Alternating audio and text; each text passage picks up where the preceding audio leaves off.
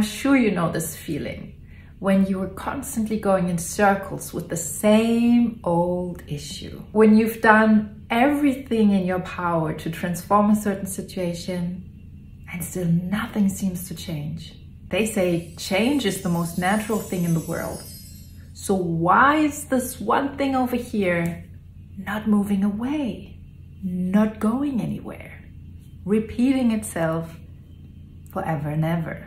Well, this video is a quick overview on how to say goodbye to the days of feeling stuck. You'll learn how to break your personal glass ceiling without breaking yourself, and how the work of Byron Katie saved my ass numerous times. Have you ever heard that phrase? Our battlefield is not outside of ourselves, but within.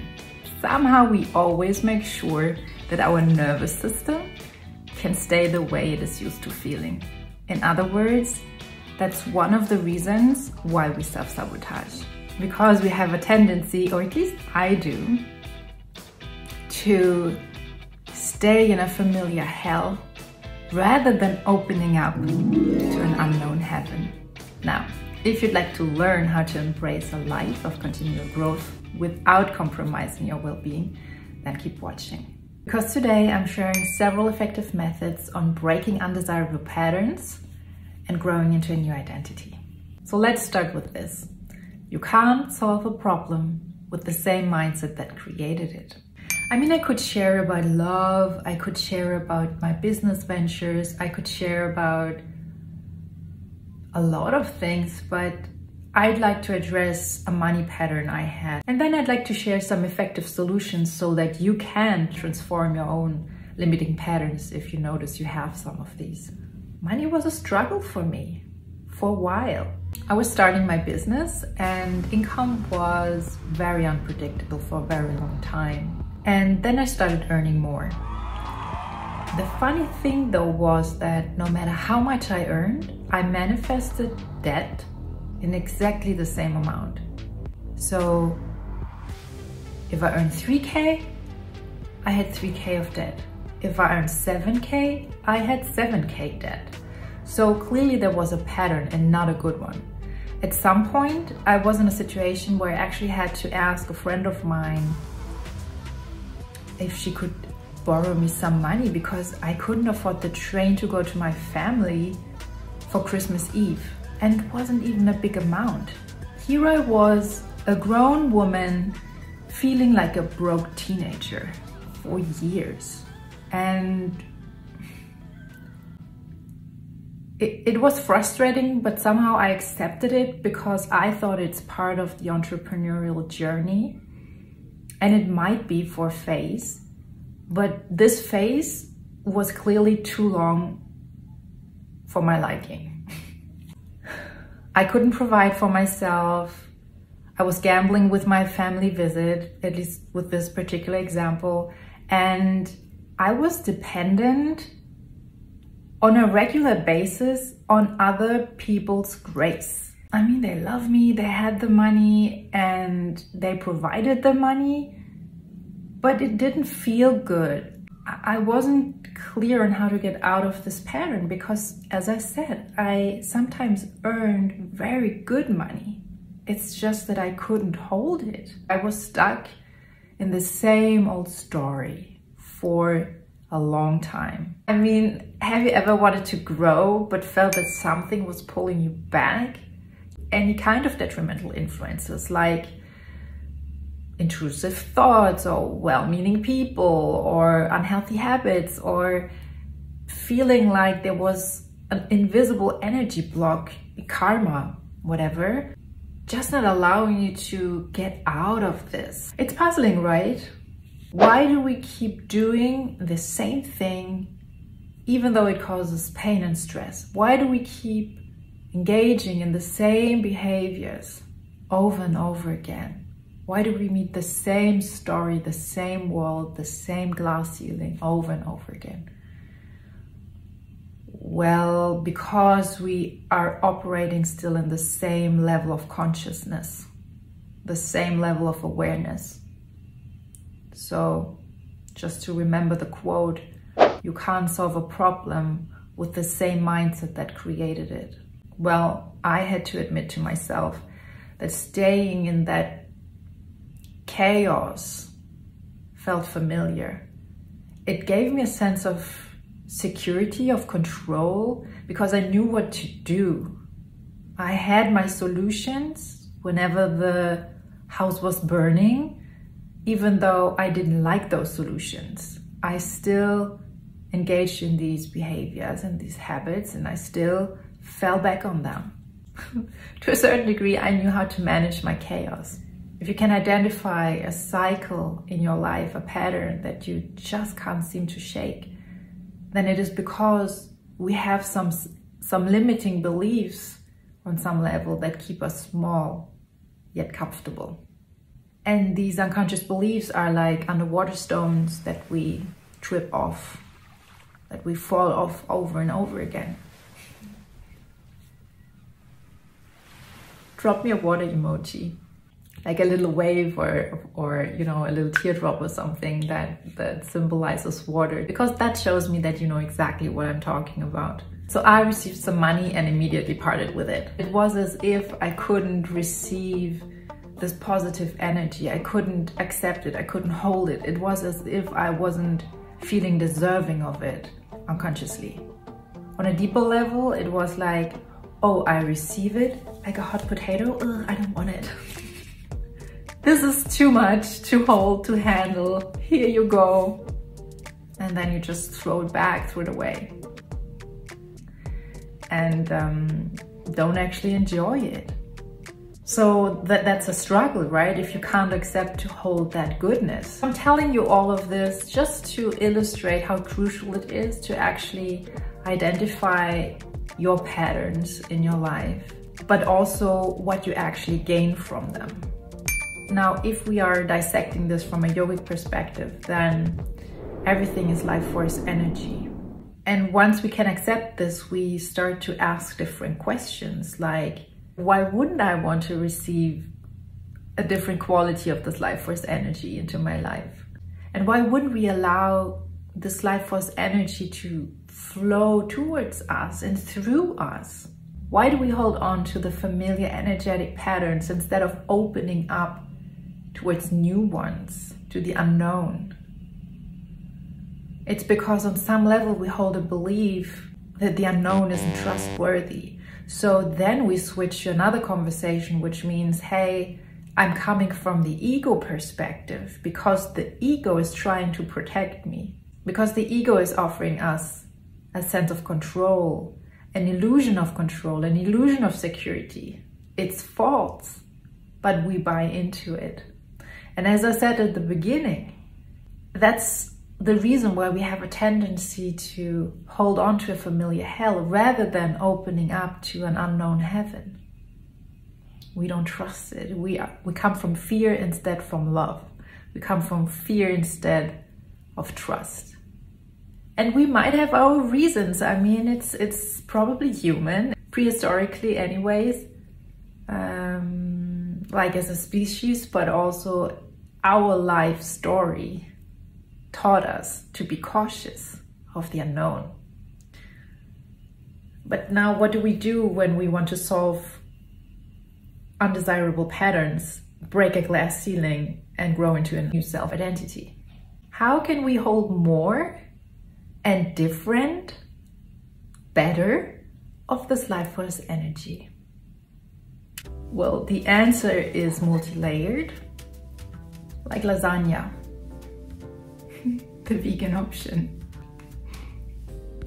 At a certain degree, it all comes down to shifting your nervous system, regulating your nervous system, to shift from a fearful, stressed state into a more relaxed and trusting one, which allows for personal growth and transformation. However, is it just enough to do breath work, a bit of yoga and meditation?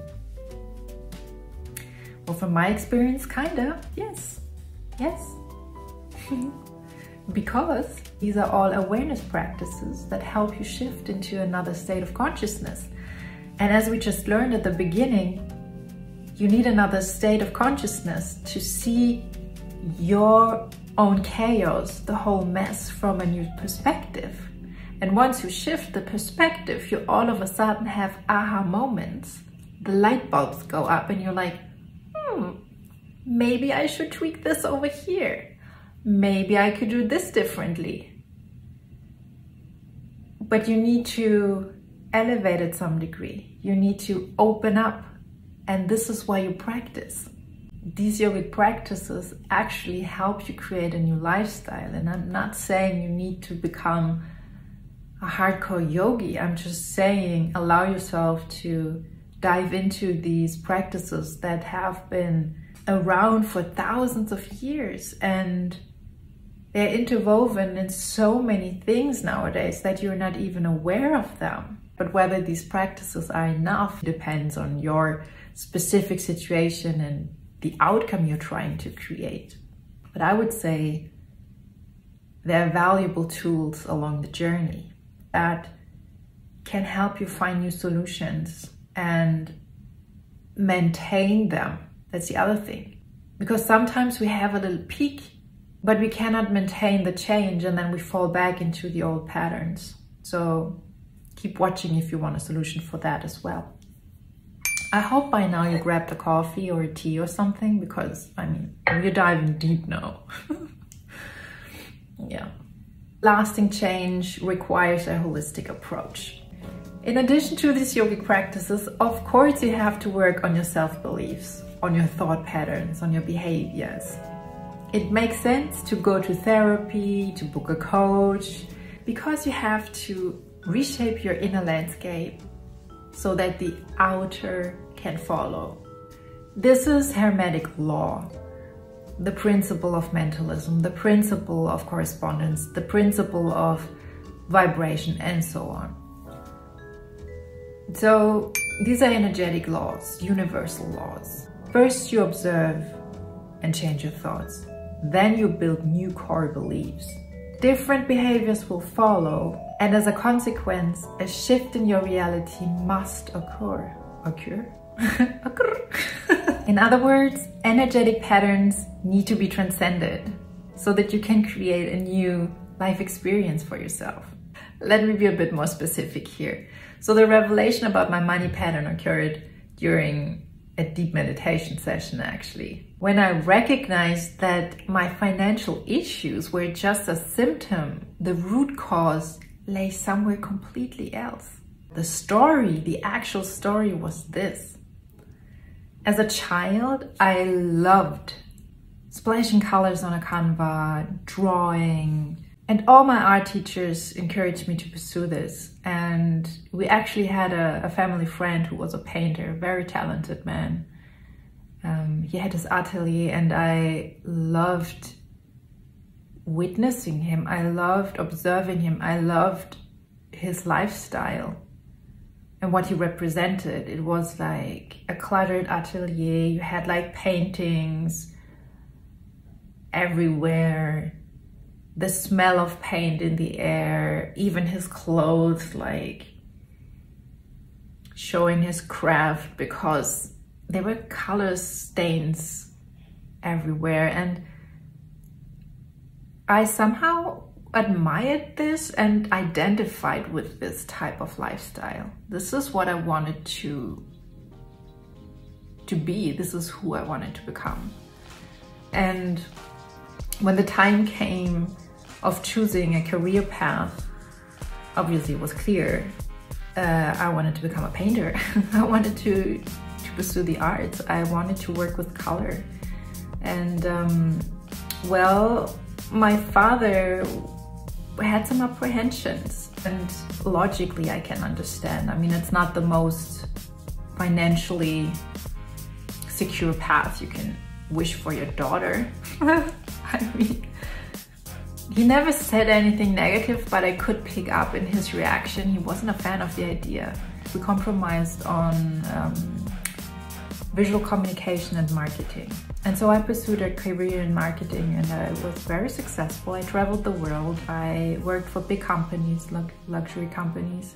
I came to Zurich to work for Christian Dior. I was successful, whatever that means on paper, but I wasn't fulfilled. And I quit and pursued my own path, my own creative endeavors, because it was time. So I ventured out and became an independent entrepreneur. But unbeknownst to me though, I had internalized my father's doubts as doubts into my ability of earning good money due to my creative abilities, which he never said. That was not even the point. But I interpreted this and accepted this as my new truth.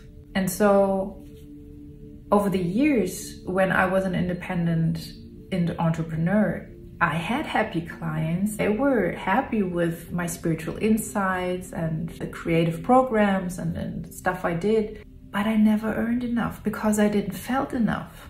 Because on a certain level, I had identified with the archetype of the starving artist. And this is the actual problem here. No matter how much I earn, I have to let it go, because this is who I identified with. I wasn't deserving of it. I wasn't capable of it. I wasn't blah, blah, blah, blah, blah, whatever. And it took me a while to get to this epiphany. So I needed yogic practice. I needed meditation to actually get to the root cause of it. And now I knew. And once you know, you cannot unsee it. Once you have a new level of awareness, automatically you will have new thought patterns forming, neurologic pathways. You will take new action, you will have new behaviors, you will create different outcomes, right? And so did I. I had to rephrase a lot of things. The actual breakthrough is not, oh no, I make more money and I can put stuff aside. Yes, I had to learn to open different bank accounts, to put 10% over here and not spend over there, and to actually have a budget and fun stuff like that. But the actual breakthrough is somewhere else. I went from a feeling of not feeling good enough, insecurity, feeling ashamed, to feeling capable, trusting, knowing. So obviously, due to this inner shift, automatically I'll have new thoughts. If I want consistent, steady income, well, what are the ways to provide that for myself? Well, maybe a membership. If I have a certain amount of people, a certain amount of cash flow will flow in. Maybe I need new systems. Maybe I need to automate them. Maybe I need to this and that. So once you get the foundation right, the rest will follow. And I give that back to you. What symptoms do you see as the problem without acknowledging that there is another root cause behind that? So look at your life. Think about that repeating loop you identified early in this video. And then see that loop as just the symptom. And the new homework is to actually dig deeper, get to the root cause. Because once you solve that root core problem, the core of the pattern, then everything else will dissolve. It's like magic. It's called alchemy. If you need support with that, be it mindset work, the energetics, be it even accountability when it comes to your action, or be it yogic practice, please click below and find my offers. We go from a membership to one-to-one coaching, there are programs. Just seek support from someone who actually understands the issue. It's a multi-level thing, but at the same time, it's a two-step dance. First, you got to tweak those deep down beliefs of yours. And once you've done that, your behaviors will naturally follow. And then you create a whole new rhythm for your life. And once you get to the root instead of the symptom, you avoid the so-called yo-yo effect. Let's talk about the yo-yo effect actually, because it's a super important part. It's a third part I'd like to address in this whole equation, because change is gradual and You might fall back every once in a while into old behaviors despite your aha moment. You're not living in a vacuum, right? So the pace of your transformation depends on external circumstances as well. Like, you are in relationships, you have your commitments. So despite your personal motivation, the question also is, do you have a support group? Or do you have people who are actually in life circumstances who are actually holding you back? This is why a support from a mentor, from a membership, from a coach, from a therapist, from whatever, is so important, so that you're not going this alone at the beginning stages.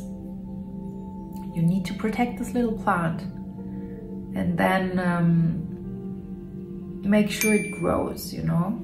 Give it a chance. So maybe you have to let go of certain people, maybe you have to let go of a certain place, maybe you have to quit a certain job. I don't know, you decide. But the yo-yo pattern is a real thing. Now, before we dive into this, let's address the work of Byron Katie.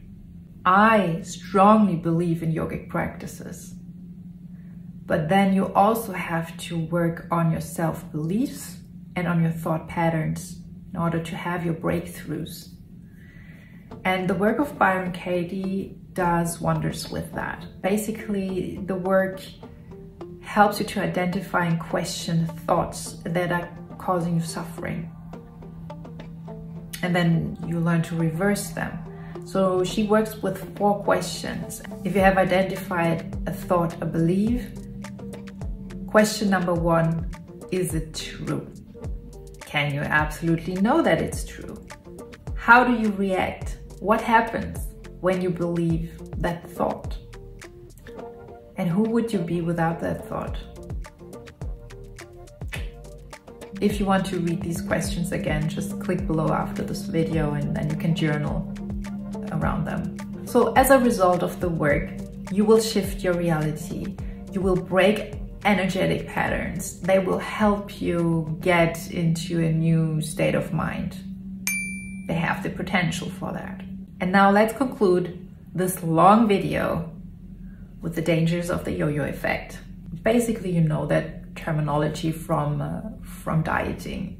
We all heard of crash diets and we all know they don't work. And it's the same with our personal development work. It does not work to manifest once in a blue moon. It doesn't work to just recite some affirmations every once in a while. You need devotion, you need practice.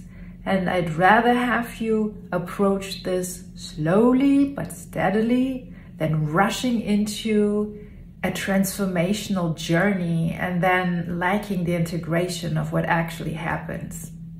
So trying to overhaul your beliefs overnight is a no-go.